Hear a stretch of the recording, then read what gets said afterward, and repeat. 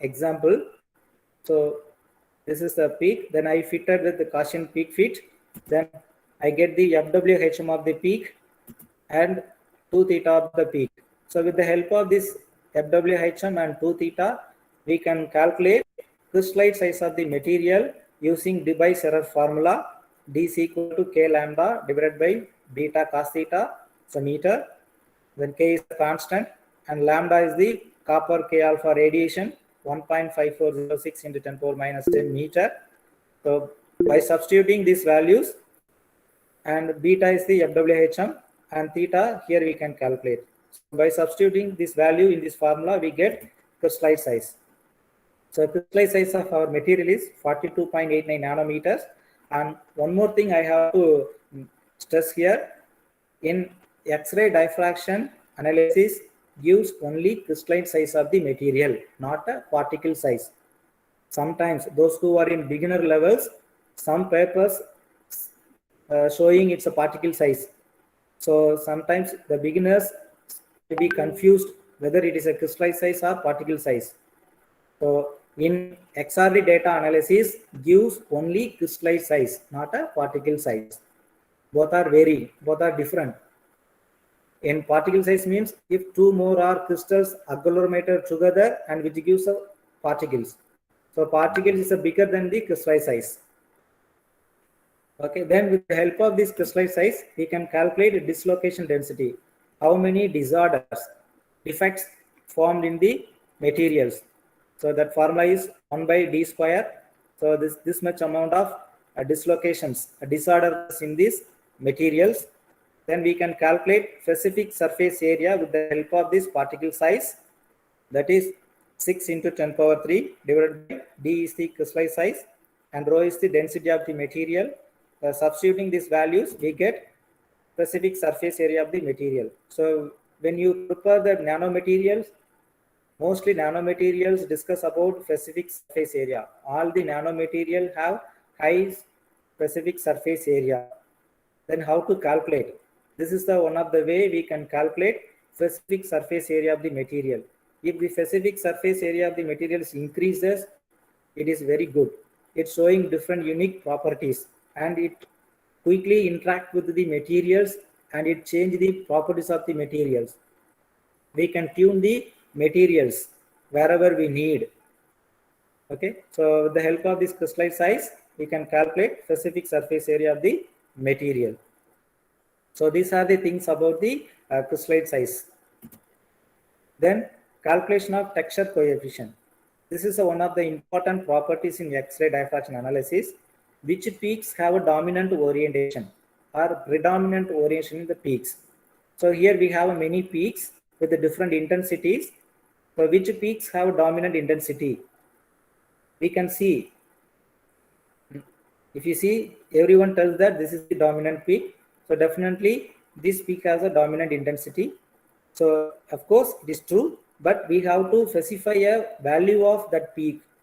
So there is a formula is there, texture coefficient of 101 peak. I take this peak. So the peak intensity of this value divided by sum of the all other peak intensities. So the value is 0.43. Okay, if it is above 1 or close to 1, it is a very good orientation. So the peak is dominantly oriented. But here we can't say the peak is dominantly oriented because the value is below half, 0.5. So if the value is close to 1 and above 1, then only we can say that that particular peak or the particular plane have a dominant orientation. What is the importance of this? To identify this dominant variation, specifically some material is there. Non-linear optical materials, magneto-optic materials, electro-optic materials, and magnetization, magnetic materials. So if you know the dominant orientation of the plane and we can give the electrical field and magnetic field in the particular direction, then it can be easily magnetized and we can enhance the properties of the material if you tuning that particular directions. So which helps us to enhance the material quickly where we have to give, which direction we have to give, feeding the input electric and magnetic field to enhance the optical properties. So nonlinear optical properties is very, very important. It's a directional properties. So with the help of this directional identification, it is easy to identify the which direction, which plane is uh, easy to enhance the materials properties. So this is things about these texture coefficient from the XRD data analysis. So these are the reference I used to prepare this my presentation, and specifically this is an important textbook, Elements of X-ray Diffraction by D.D. Culty.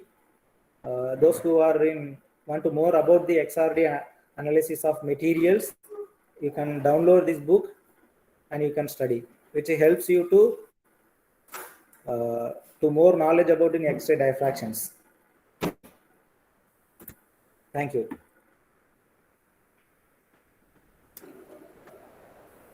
Thank you, sir. Thank you for your detailed presentation on X-ray diffraction, right from the basic principle and working with relevant diagrams, graphs, and data analysis. Your presentation is crystal clear in crystal system, similar to hands-on training, but in the online mode. Thank you, sir. Thanks a lot. Thank you. Next, we are moving to our next presentation by Dr. V.S. Benita, Assistant Professor, Department of Electronics and Communication Engineering, MEFCO Shillong Engineering College. To her credit, she has 1 patent, 16 journal publications, 23 conference publications. She was graduated from Anna University, Chennai in 2007, completed her postgraduate in Nanoscience and Technology, Anna University, Tirunelveli in 2009, and received her doctorate in nano coatings from Anna University, Chennai in 2018. Ma'am, please share your works to our participants. Please, ma'am. Okay. Thank you. Thank you for your introduction. So let me share the slides.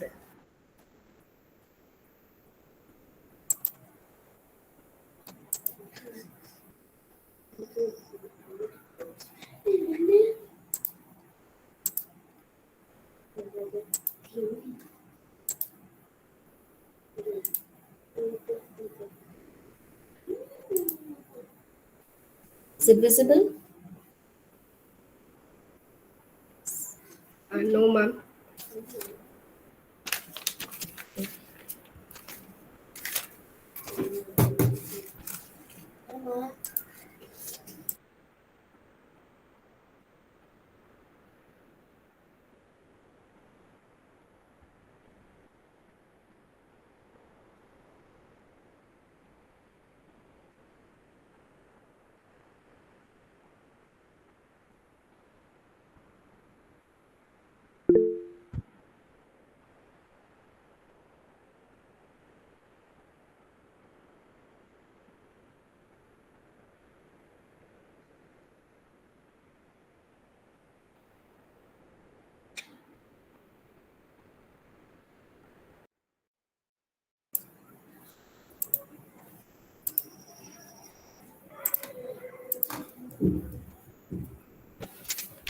Ma'am, is it visible now?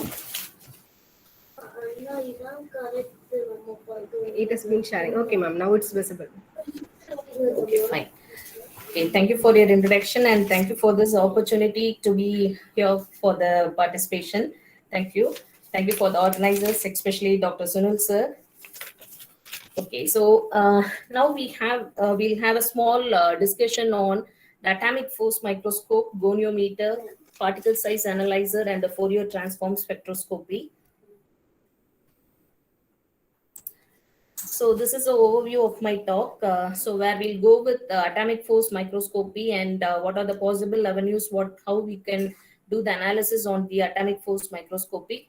Followed by we'll go with goniometer, especially for water contact angle measurements. And then we'll move with particle size analyzer, which is used for analyzing the samples not only with respect to the particle size, with respect to the zeta potential, other molecular weight, those things we can calculate with the help of particle size analysis. And then we move with Fourier transform infrared spectroscopy. And this was the plan what we had today for the presentation.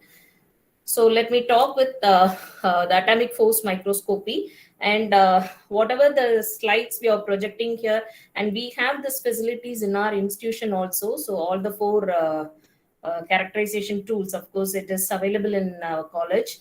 And this is the photograph of the microscope which has been available in the college.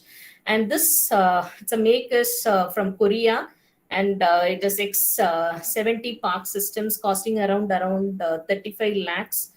And let me go with the atomic force microscopy and what is the necessity of this tool for the characterization. So normally when we prepare any nanomaterials, so the first and the foremost characterization what we'll focus with the XRD, because we want to find out the structural analysis as well as the grain size, everything we'll calculate with respect to the XRD, X-ray diffraction, X-ray diffraction analysis. So this is another one versatile tool we can go in advance to find the structure of the molecules, as well as we can find the coating thickness, the roughness of the structure. So those things we can find with respect to the atomic force microscopy. So when we see the operating principle of this microscopy, so there will be an cantilever which is being present. So onto the cantilever, there is a small tip which is being present. Normally, this tip it is made, it's a very hard, it is made up of very hard material. Either it is like with silicon nitride or even with diamond. So what we have with it is with silicon nitride. So it's a very strong material, so that so this cantilever along with this tip can able to scan the entire image. So whatever protrusions we have onto the sample, say for example, even if it may be in coating, so you may have some particles. So even the surface roughness, okay. So as we see the structure, so it seems to be so smooth, but practically that was not the case, where we have some protrusions of this structures, even if it is a fine coating or even with nanomaterials. We can find even the size, the roughness of the structures, the smoothness of the sample, everything can be analyzed with the help of this atomic force microscopy. And so with this tip, so what actually happens in sense, when we have to load the samples onto the microscope. So when we load this, if we see the working principle of this, the tip which has been attached to this small cantilever. Of course, with naked eye, we could able to see only this cantilever. We are not able to see the tip. Tip is very small in size, hardly to the size of around 10 nanometers. To the length of it is, the width will be around 10 nanometers and the length will be around 100 nanometers to 200 nanometers. So the tip of the tip which is present onto the cantilever is not visually seen.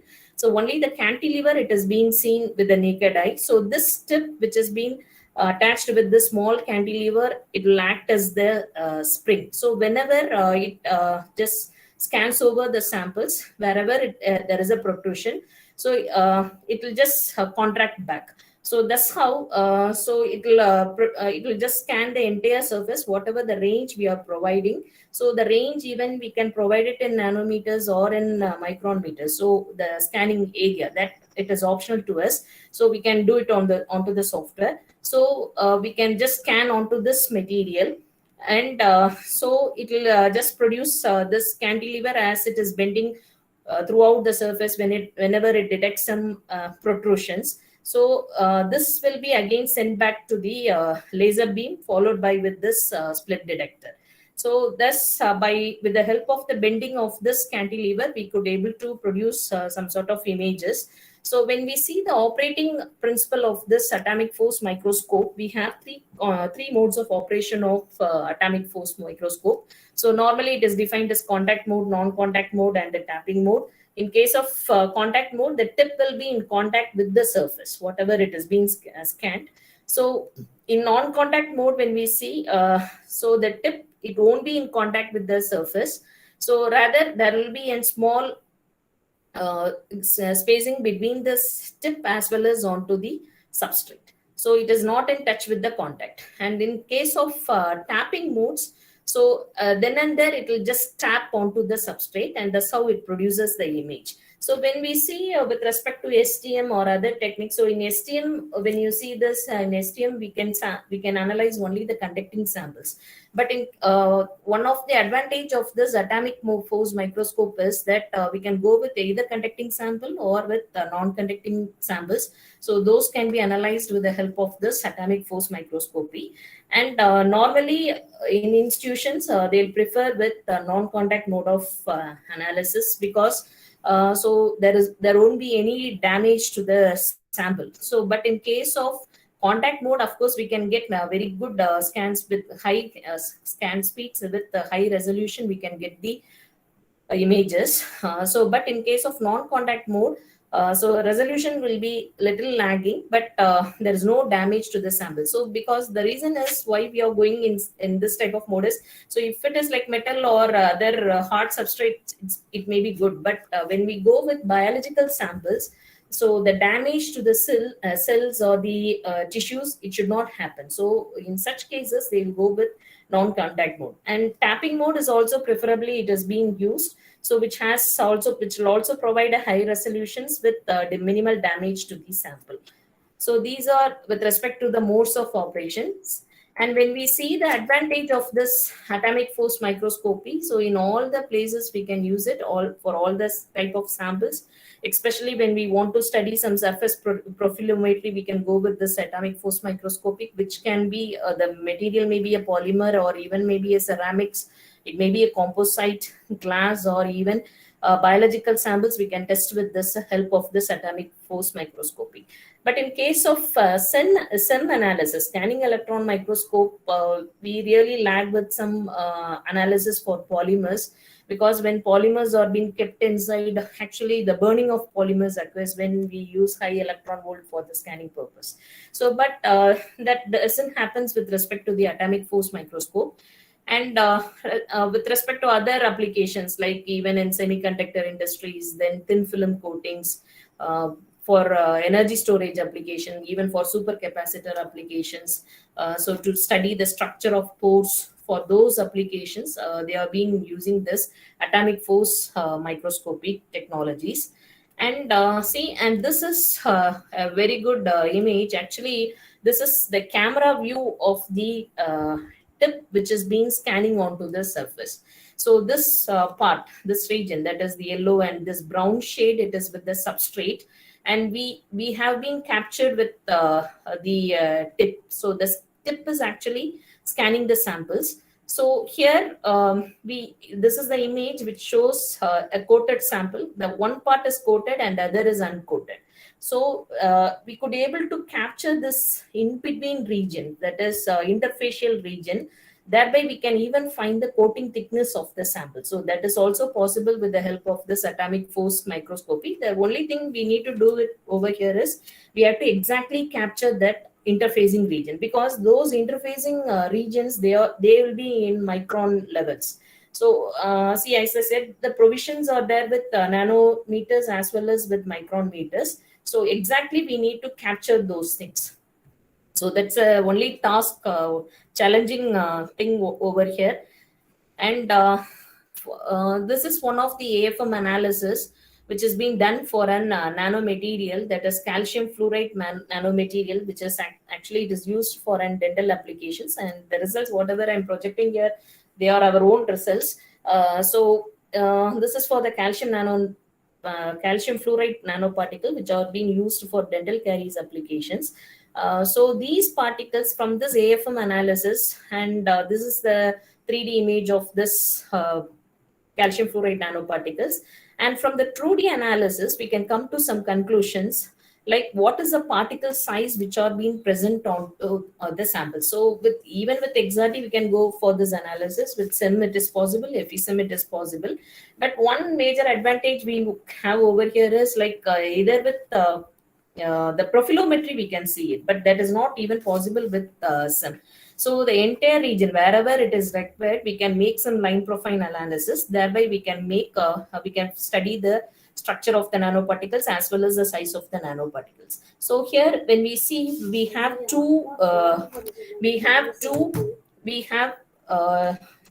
lines which are being drawn. So this can be handpicked from the software. There is a green line which is a vertical line which is being representing, and there is an uh, red color line which is a horizontal line which was being drawn over this structure. So when we see the scan range for this, it is hardly 1.25 micron meters. So both onto x-axis, so in x-axis we have 1.25 micron meters, and onto the y-axis also we have 1.25 micron meters. The meaning is that the region which is being scanned, so that region, it is of the dimension of 1.25 micron meters. So it's very small dimensions. So in this region, so for this 2D image, so we can see what is the size of the particles which is being present in that. So that's the line profile analysis we'll talk about. So this line profile analysis, so we have, say when we see this vertical line, so the vertical line was drawn in the region of around in between 0.25 and 0.5 it was being drawn. So when we see this across this region, that is, so it was drawn between this region to this region, and it is being drawn from you can scan the entire particles from 0 to 1.25 micron meters over the x-axis. That's what we can do it. So when we analyze this sample, so we can find here from 0 to 1.25 nanometers, 1.25 micron meters, what was the structure of the particle it was being analyzed, what was the size of the particle it is being analyzed. It is seen that at this particular spot, that is around 0.25 onto the x-axis, 0.25 scan area, micron meter scan area of this particular region. So we can find that it is having around 60 nanometer particle, and in the region around 0.5, the particle size is only around 30 nanometers. And here we can just at this particular region, it is approximately around 10 nanometers. So this is how we can find the size of the particles. But when we view the structure, so these are not uniformly sized nanoparticles, because in this 1.25 micron to 1.255 microns, so these particles are not uniformly distributed. So similarly, onto y-axis, we can analyze the samples. So when we analyze across this region, so we could find, so starting from 0 to 1.25 micron meters onto the y-axis, we can find that these are the sizes of the particles, and hardly at around this position, that is around 1 micron meter in the y-axis, the particle size is found to be 40 nanometers. So this is how we can analyze the samples at any particular spot, wherever the region it is being concerned. So we can, at any particular region or for any particles, we can analyze the samples both in x-axis as well as onto the y-axis. And given the scan range, here it is 1.25 micron to 1.25 microns. So these regions, that is that the scan area can also be made to small size even in nanometers. That is one of the main advantage of this atomic force microscopy. And one another applications what I projected over is, so this is an 3D image, this is an AFM analysis which is actually done for an coating. So here for the coating, this was a coating which has been done with an alkyd resin, similar to that of the paint coating what we apply for as an architectural paintings. So those things we have calculated for such sample, we have analyzed this. So when we see this, see for these type of applications, so really we want to analyze the surface roughness. So because the coatings, whatever we give, so it should have a very good matte finish. So aesthetic appearance of the coatings, it should be good. So so roughness plays a vital role onto this. So in case of this analysis, this was an image for the coating which has been done, and previous image is for a nanomaterial, and this is for an coating. So what the objective, what we find over here is, we are being bothered about with this average roughness. So RA, it is an average roughness which is being given, so both onto the x-axis as well as onto the y-axis. So it is approximately around 21.2025 nanometers in case of the x-axis, and in case of y-axis, the average roughness is around 22.717 nanometers. So this it is only in nano range. So we can predict that such coatings which are being given with the help of the nanomaterials, they are very smooth. So such conclusions we can come from this microscopy analysis. And this is another one sample which was being analyzed for an coated sample and uncoated sample. So here the previous coating, the objective is to find the surface roughness of the coating. But this image where what we have captured is for the coated sample as well as and the uncoated region. So by computing these parameters, we could able to find what is the coating thickness of the sample. So that can be analyzed with the things. And so this region is the coated region, and this is uncoated region. So when we draw an horizontal line over this, so we can get an line profile analysis in this parameter. So by this, we can come to a conclusion that so this particle, so it is having the coating thickness around, so this is onto the negative profile. So we can say just it is approximately around 4 to 5 nanometers. We have this coating thickness. And even we could able to capture this interfacial region. So in the previous image, what I have shown here, it is with the diamond tip or the silicon nitride tip, which is being used. But this region is actually the tip which has been focusing on to the coated as well as uncoated region. And we can even able to see the scratches, because after making a complete coating, the part of the coating was being peeled off. So it has been just done with the Dr. blade. That's what we could able to see this micron, the scratches which are being evolved during the removal of the material. So those scratches also been visualized onto this. And this is nothing but a camera view image of an atomic force microscope. So these type of analysis we can do with the help of atomic force microscopy. Either we can go with the study of the morphological analysis or with the size analysis, even for the nanomaterial, or even for the biological samples. It has been possible if we want to really analyze some porous nature of the substrates, so that can also be analyzed as well. These type of coating thickness, so that can be also analyzed. But for macro coatings, so it is not possible. So these are few micron coatings. Even the nano coatings, like when we go with like simple coating technologies like thin film coatings, so those coating thickness can be used with the help of this atomic force microscopy. And this is one another material which was being scanned at an scan area of around 5 micron meters. It was being scanned. And this is an fiber which has been obtained from an electron spun fibers, spun technology. So for this also the analysis was being done. And the next characterization tool, which is the goniometer. In case of goniometer, so this is one another versatile equipment which is used to find the water contact angle measurement. And this equipment also, it is available in our institution. So this, it is the make what we got it from Germany, data physics instruments. So costing around 9 lakhs. So this equipment. And so here the objective of this is we can have the contact angle measurements. So when we see the contact angle measurements, what is the necessity of this contact angle measurement? It should be clearly defined. So when we talk about any surface, see, for any application point of view with respect to the wettability, we want to find whether the surface is hydrophilic or hydrophobic. So in some cases, really we need some hydrophobic structures. And in some cases, of course, it is necessary, really we need an hydrophilic substrate also. So that depends upon, so how do we know that whether the surface is hydrophilic or hydrophobic? So that can be analyzed with the help of this goniometer, which is especially used to study this wetting ability of a surface, especially to measure this contact angles.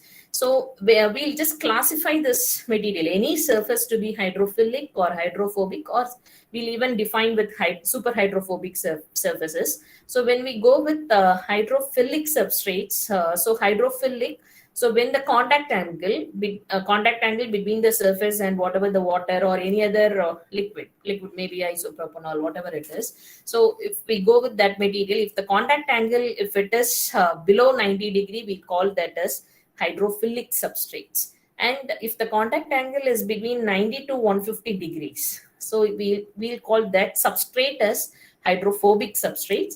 And when the contact angle is greater than 150 degree, we'll just define those material as super hydrophobic materials. And we might have seen about this lotus effect. So because nature has given us many products which has very good super hydrophobic surfaces. So see, if these are the few examples: the lotus leaf, butterfly wings, even the feathers of the birds, rose petals. So all this, right, leaves everywhere. So nature has inspired many products, like they are super hydrophobic in natures. But the thing is, see, we really want these type of structures that has to be mimicked for the real world applications also. So for especially for anti-frosting, anti-icing, for anti-corrosion applications, oil water separation applications, for self-cleaning applications, for these applications, we want the substrate to be more super hydrophobic in nature. So we can make our own mimic. We are just mimicking the nature, and we are making our own artificial substrates, so which can be used as an super hydrophobic surfaces. See here, I have projected some examples, like these are few hydrophobic substrates.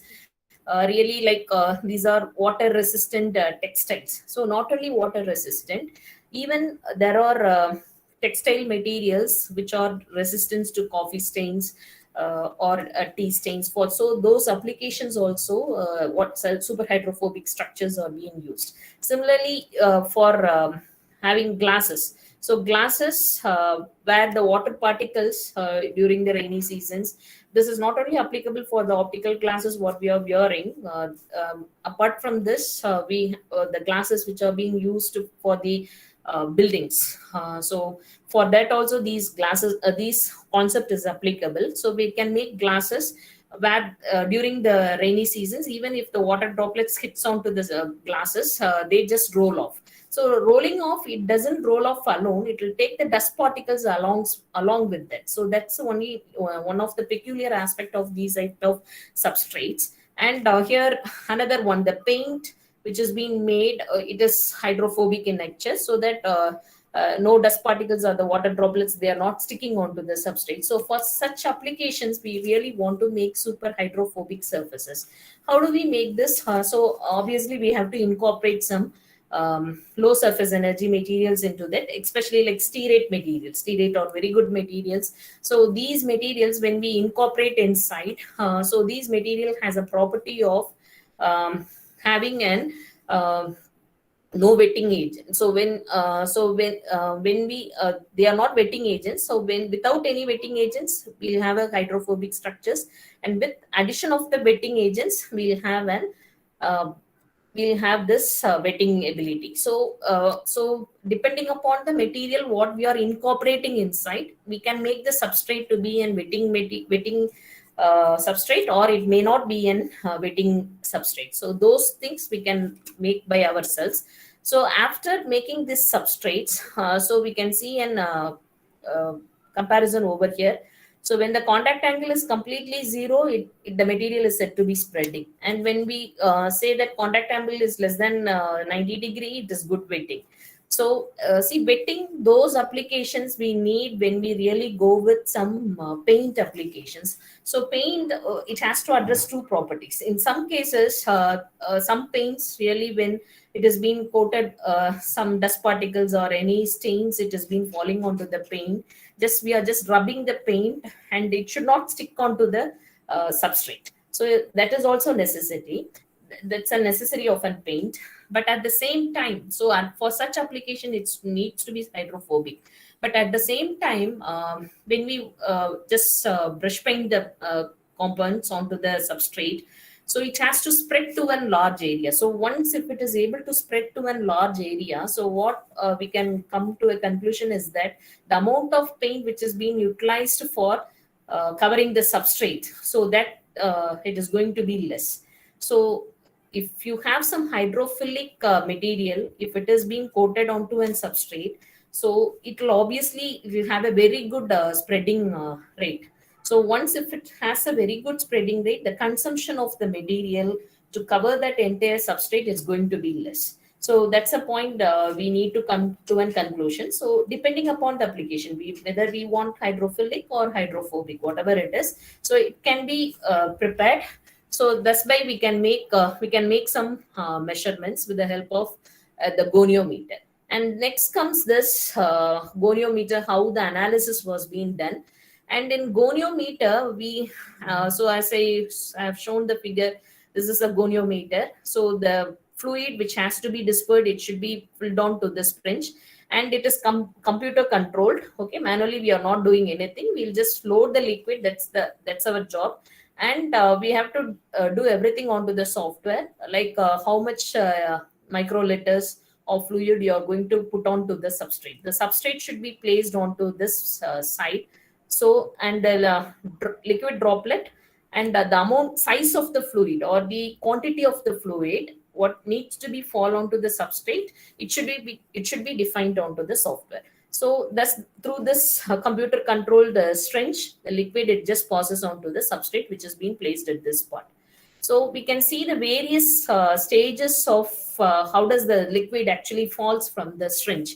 So this is actually the needle from which the liquid is flowing. So this is approximately 1.67 microliter of fluid is flowing down, and here we can see when the liquid flows, it is approximately 7.85 microliter of fluid has been flown, and this was the substrate where it has been touching. So at this image, so we can see actually it has been touched the substrate, and once it's touched the substrate, so here we have the contact angle, it has been actually measured. So those things, see, this is the left contact angle and this is the right contact angle. So those things are being measured, and this is how the analysis will be actually done. And so for learning the wettability of the substrate, so there are three models actually. One is ordinary the Young's model. So that's a common model which has been used to study the wettability of the surfaces. And for those and other tools are the Wenzel and the Cassie-Baxter studies, which is used for studying the wettability of the surfaces. So see, I'm not going in depth of this. So these analysis, see, in case of Wenzel, so in case of this, the wetting ability will be good because see, as we can see here, this is a substrate. So these are this is a substrate. So actually the substrate, when we visually see, we don't have these type of protrusions. But when it is being put onto this microscopes, actually we can see these type of protrusions. Even in case of lotus leaves, so we can see these type of protrusions when we actually see in microscopes. So in any nano mimic structures, we can see these type of protrusions. So if there is no vapor, if there is a liquid and solid interface, we call that as an Wenzel. So in this type of Wenzel wetting surfaces, we'll have only the hydrophilic substrates. But in case of this Cassie-Baxter, so we can see the liquid droplet, it is not coming in contact with the substrate, rather it is in the vapor phase, it is in contact with the vapor phase. So for this type of Cassie-Baxter analysis, obviously the structure will be an hydrophobic in nature. At the same time, we can do some temperature analysis also. So like see how fast the liquid is impacting onto the substrate. That also it is going to determine the surface properties, whether it is hydrophilic or hydrophobic in nature. So in such cases, the impacting of a drop onto the substrate, that also plays a vital role. For the low impact speed, of course, we have an Cassie-Baxter model. And for high impact speed, there is a possibility to form as an Wenzel, so hydrophilic. So depending upon how the fluid is going to interact with the substrate, so that plays a vital role in the formation of the not onto the substrate with respect to some temperature studies when we are going. So this plays a vital role. But rather, depending upon the substrate property and depending upon the liquid, so the contact angle is going to be measured. And so here are the few results what I have projected, which is onto an coated alkyd coatings. So here this is with water, and this is with isopropyl alcohol, and this is with ethylene glycol onto the same substrate, but we could see different contact angles. See, for any analysis, the triplet has to be done. So at least with 3 liquids, we have to take the analysis for the study. So thereby we can find the properties, how the surface energy it is being changing with respect to one liquid to the other liquid. So thus we can come to some conclusions, and we can learn about the wettability of the surfaces. And this is one another our study which was published in a very good journal with good impact factor, and this was the hydrophobic surface what we have prepared. And here we have uncoated fabric, and this is iron oxide coated fabric, and this is chromia coated fabric. So we have actually dispersed this methyl violet dye over here. So and when this liquid droplet is made to flow onto this, so it will just removing the methyl violet dye which is being observed onto the material. So this is one of the interesting studies. So where we can use these type of fabrics for self-cleaning applications. And here we have dusted the graphene powder, and we have put onto the water droplets. And these water droplets, while it is just shedding off from the fabric, it takes this graphene oxide along with that. So it will become as a self-cleaned surfaces. So these type of studies, for these type of studies, actually the preliminary test what we need is this goniometer studies, that is water contact angle studies. And with the help of the atomic force microscope also, we can have some conclusions. For especially for when we focus with some very good journals, so for the same material, atomic force microscope as well as the contact angle measurements, those has been taken simultaneously, and it was being projected.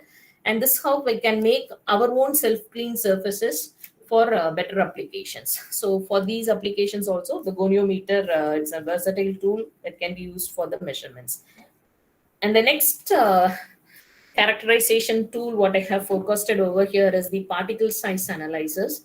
And here this too we have in the campus, so which is the Malvern Nano ZS synthesizer purchased from UK. And here so the cost of this equipment is around 20 lakhs. So this was again a very good tool for measuring the particle size as well as with respect to the zeta potential, where we can analyze the stability of the particles. So for such applications, we can use this particle size analyzers. So the theory behind is that it uses the dynamic light scattering for producing the waveforms. So what actually happens over here is, if you have any nano dispersed system, that is onto the cuvette, the cuvette will be made with respect to the disposable polystyrene material. So these onto this cuvette, so we can put the nano dispersed system. So that is the particles whose particle size needs to be analyzed in the powder form. It should be dispersed in the fluid. It may be even distilled water, whatever it is. It should be properly dispersed onto the fluid, and so then it should be kept onto the vial holder. So actually this was the equipment. It was computerized, and we have to hold this, we have to put the fluid over here. So whose particles which are being dispersed in the fluid. So these should be put onto this polystyrene cuvettes, and it should be placed onto this holder, and it should be closed, and it should be subjected for testing process. So, and the method what it utilizes for scanning the sample is dynamic light scattering process.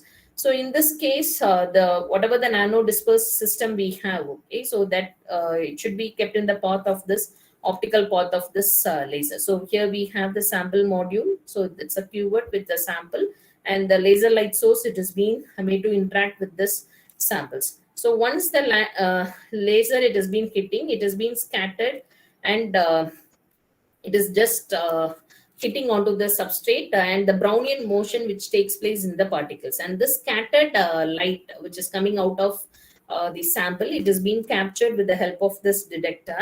And during this complete course of analysis, We can even find the rate of diffusion as well as the average particle size that is normally denoted with Z average values. So that can be found out with the help of this analysis. So not only for the particles, we can go with any aggregated proteins, pigment components, we can find the size of the pigment components, any emulsions, and all. The thing is that anyway, whatever the material, it has to be suspended into a continuous phase. That is, it has to be put on to some continuous medium, that is continuous matrix. That is the requirement.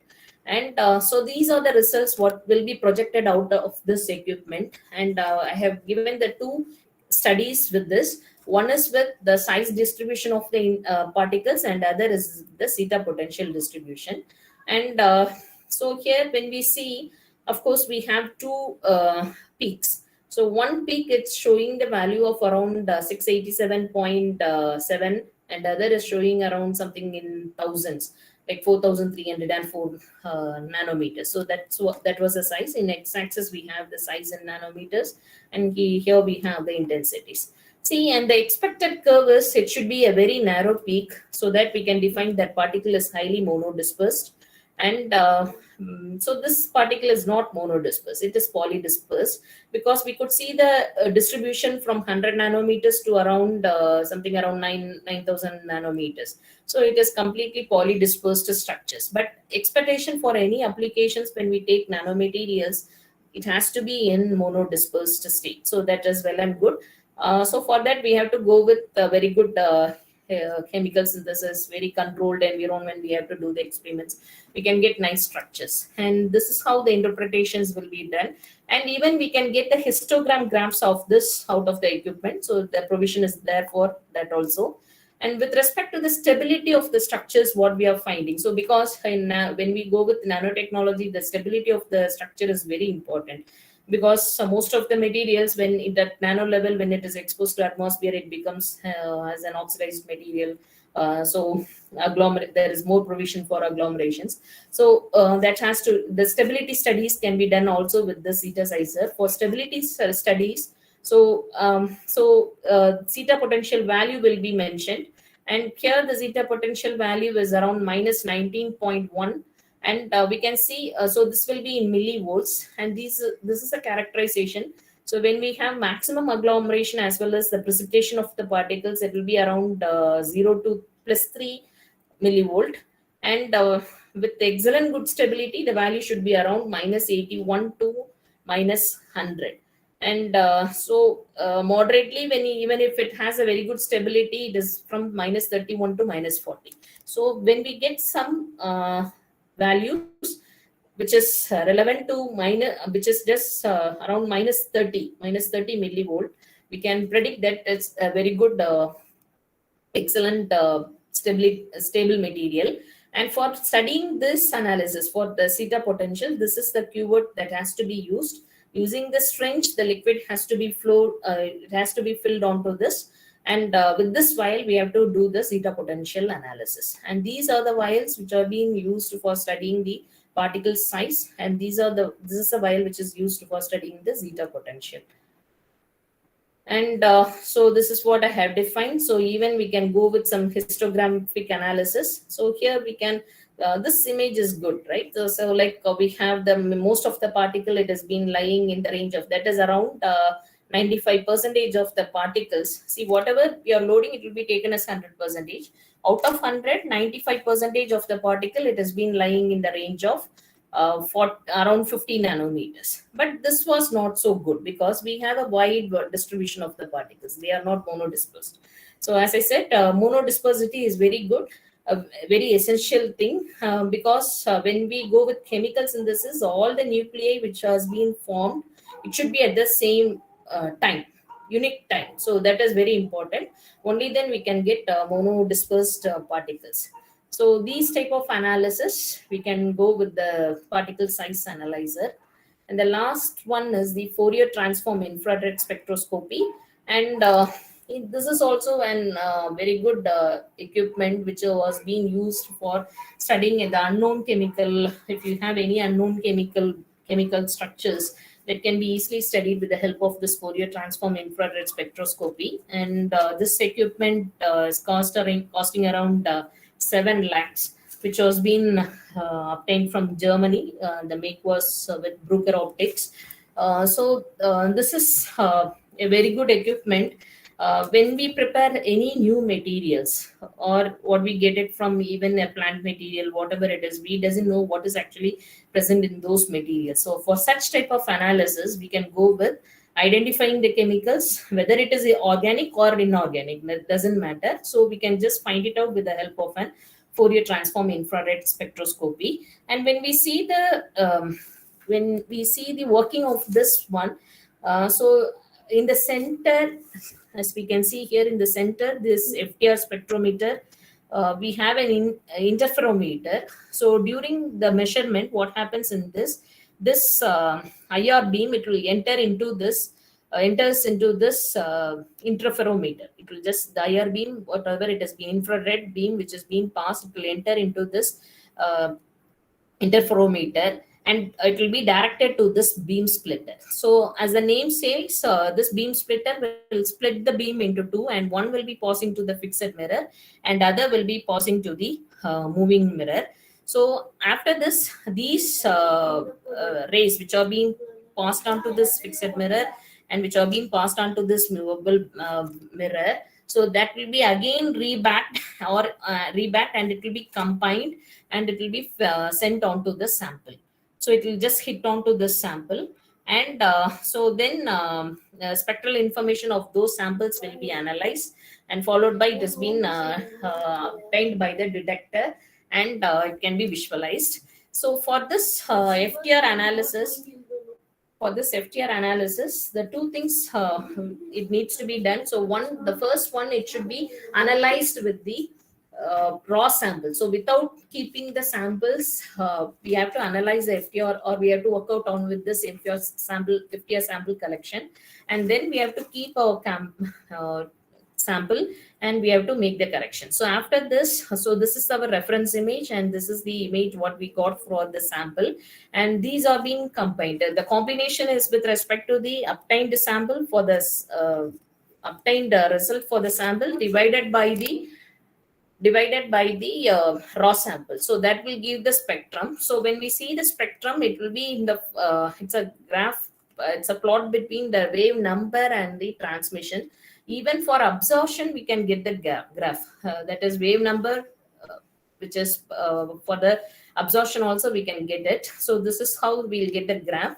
And this graph, it should be properly interpreted. So there are various sources which have been available in the net by which we can find which material, which chemical bond is actually present inside. And this is a generic diagram which explains about how this, what are the structures which are being available. So when we see near to this, so we have all the single bond structures, stretching will come around in the range of around 3000 wave number, that is around 3200 to 3400. So we have OH stretching, then we have 3300 to 3500, we have the NH stretching, and so similarly near the region of 2500 to 2000 nanometer, we have the triple bond stretching. So we have the triple bonds, and around this 2000 to 1500 we have the double bond. So here it is single bond, and all the triple bond will come around this wave number, and all the double bond structures will come near to this. So, and when we go with like metal oxides or metals, so that comes to the range of 500 to 1000 wave numbers. So this is how we can find out which material is actually present. Say for example, we have some structures with flavonoid compounds. So obviously the material which is present there is ketone. So that's how what type of stretching is present and what type of vibrations are being present inside. So those can be analyzed with the help of this infrared spectral analysis. And this is one image what we have detected for an alkyd resin alone. And then we have incorporated some metal oxides onto the alkyd resin, and then we have recorded the FTR analysis. So when we see this, So these are the vibrations that is around, we are getting many peaks around various ranges of this FTR spectrum, that is the wave number. And here we have the metal oxide vibrations. So metal oxide, as I said in the previous image, that is this region, that this fingerprint region, we'll just call it as that is like a nullified region. So we cannot have much of the informations onto this region. So all you have metals or metal oxides. So that will be found at this regions, that is around 500 wave number. So another one confirmation we can come over here is we can see the suppression of this alkyd resin peaks when we incorporate metal oxides onto this. But these peaks are also available onto this. That's most important. That's how we can come to some conclusions. That is only at this region we have some variations onto the metal peaks, and other regions exactly the same peaks whatever we have seen for the alkyd resins, they are being available for these regions. So the only thing is that there is some suppression of the intensity of the waveform whichever it has been formed. And this is one of the FTR analysis which has been done for an metal oxide. So we can see there is no pure metal oxide, there is no peak at all at this region. So this is how one of the method by which we can just talk about the purity of our samples. Okay, if we have really some vibrations here, it seems like the material is not pure. So here we don't have any peaks, so it is completely pure metal. Similarly, for this is for metal oxide, of course. Similarly, for metals also, we won't get any peaks if it is a pure metal. So these are the various characterization techniques what I have projected. So basically, we can go with XRD, FESIM. So these are few advanced models. Depending upon the applications, we can go for this models.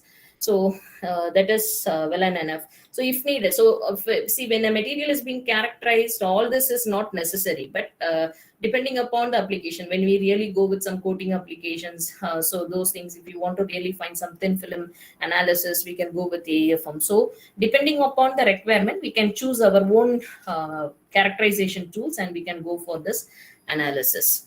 And these are few of our publications with reputed journals. So only from these journals I have projected some of the results, and these are my areas of interest. And this is the anonymity registration number, and if anyone is interested, you can just contact me. And my area of specialization is nano coatings. Of course, I'm doing the work with supercapacitors as well as with the nano antennas. Thank you. Thank you, ma'am. Though we are running short of time, ma'am, you have clearly explained the concepts and your works on the different important equipments like atomic force microscopy, goniometer, practical size analyzer, Fourier transform infrared spectroscopy, mentioning its different modes of operation, with its advantages and disadvantages, coating analysis for AFM, contact angle measurements for goniometer, and FTR analysis. Ma'am, we also understood how nature helps us to mimic in case of super hydrophobic surfaces. Thank you, ma'am. Thank you for your presentation. Thank you. If there is any queries, the participants can ask. Okay, dear participants, now we are moving into an important section, that is Q&A section, question and answer section. Dear participants, almost we have around some 80 to 90 participants here. So if you have any doubt in both the section, for first presentation as well as in second presentation, either you can unmute your mic and you can ask your question, or you can post your question on the chat box. Thank you.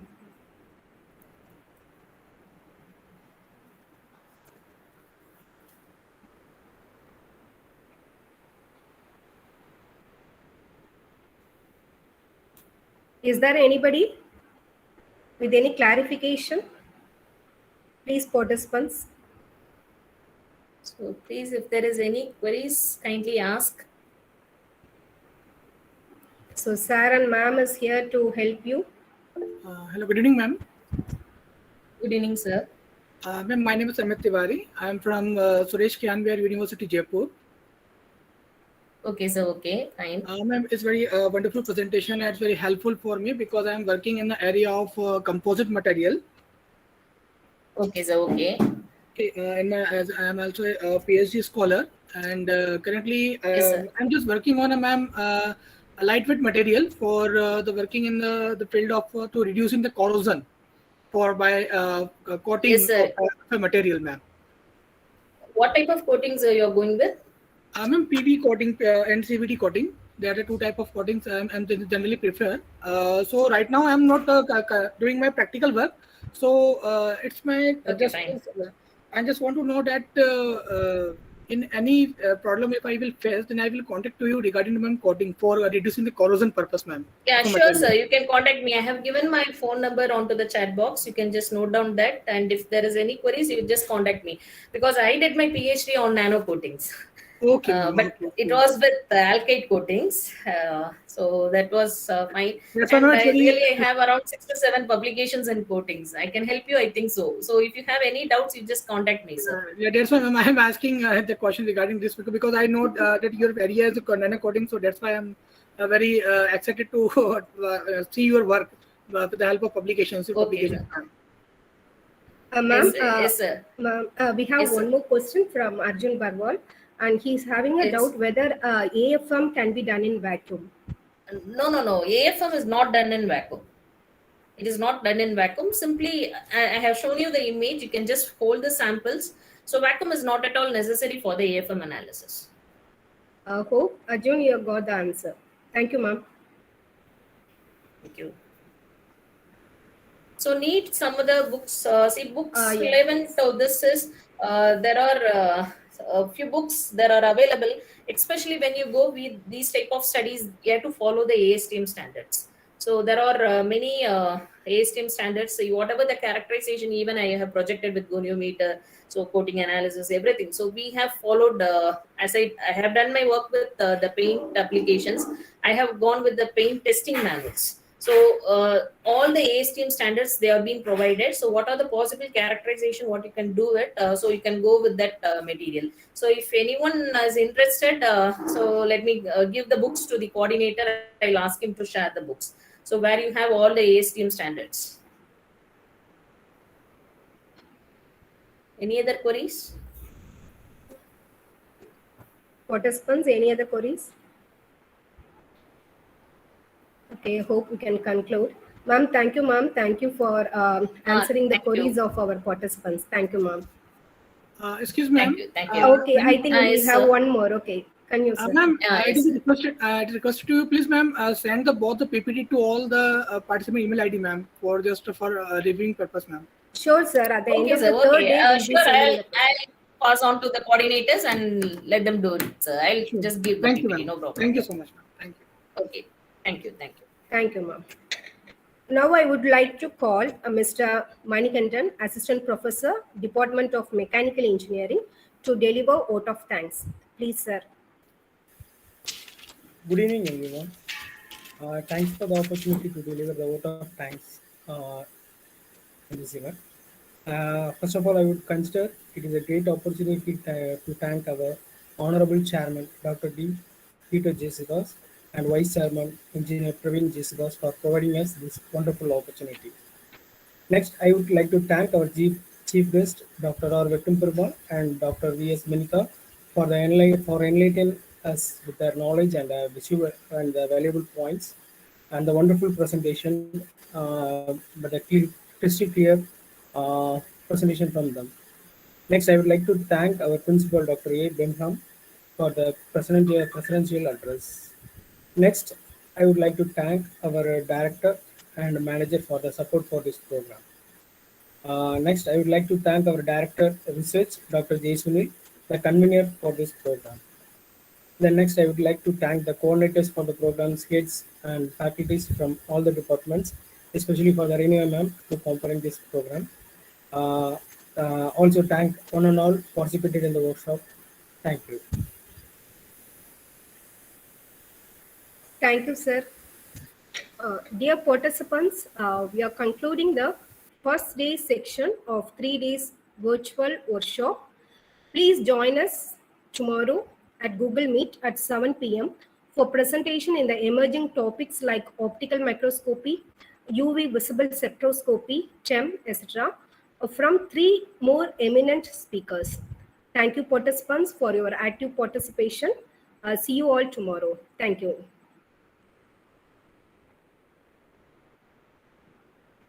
Thank you, Renuka ma'am. Thank you, Benita ma'am, and Vetumbermal sir.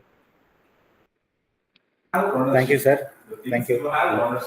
That is your asset. And another